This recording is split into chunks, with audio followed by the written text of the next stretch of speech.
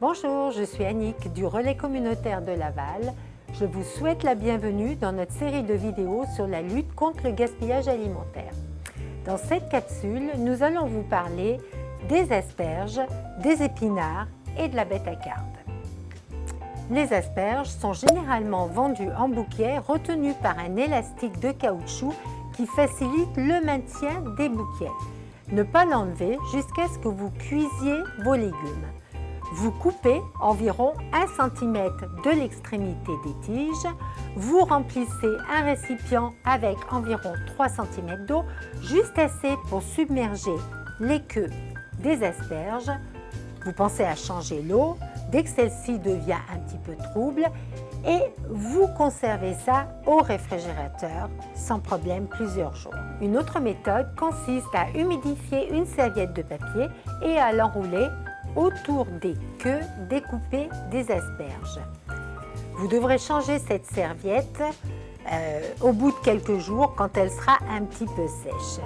Les asperges cuites peuvent être conservées jusqu'à 1 semaine dans une boîte fermée dans le réfrigérateur.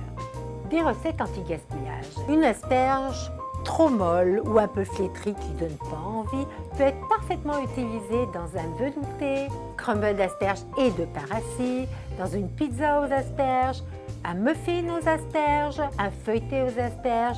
Les recettes sont quasiment infinies.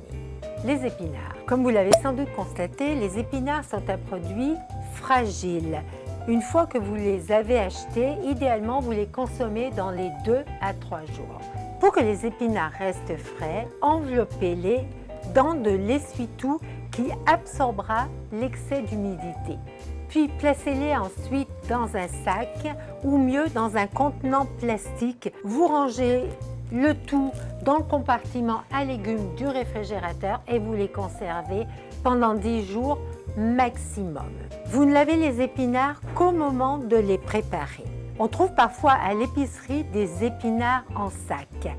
Si vous souhaitez les conserver dans leur emballage d'origine, vous ouvrez le sac et pour absorber l'excédent d'humidité, vous placez un morceau d'essuie-tout dedans.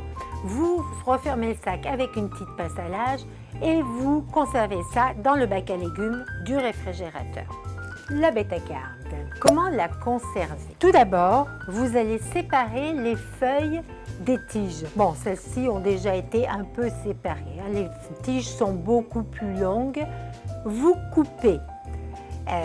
Vous lavez, vous séchez les feuilles et vous les mettez dans un sac perforé. Vous mettez ça au réfrigérateur et vous pouvez les garder jusqu'à 5 jours. Il existe une multitude de recettes délicieuses qui peuvent être faites avec la bêta-carde. Vous pouvez la poêler, et je parle des tiges entre autres. Vous pouvez faire de la tourte, de la tarte salée, de la quiche, de la casserole turque en la mélangeant avec du boulgour, du saumon à la bêta-carde, etc. Voilà pour aujourd'hui.